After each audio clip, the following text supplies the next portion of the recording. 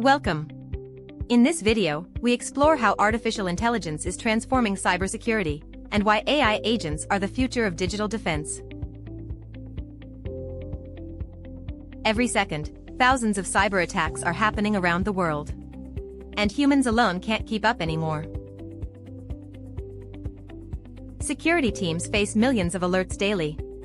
Most are ignored, some are missed, and that's where damage happens. This is where artificial intelligence changes everything.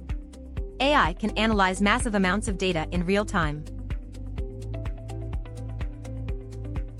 AI in cybersecurity means using machine learning and intelligent systems to detect threats, predict attacks, and respond automatically. AI is already being used to detect fraud, identify malware, and stop intrusions before they cause damage. But AI is evolving.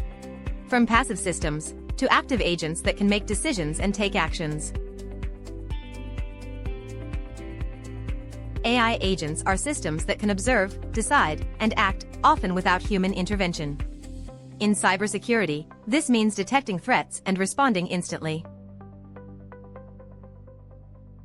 Cyber attacks happen in milliseconds. AI agents can respond just as fast. They can isolate systems, block access, and neutralize threats automatically. But here's the problem.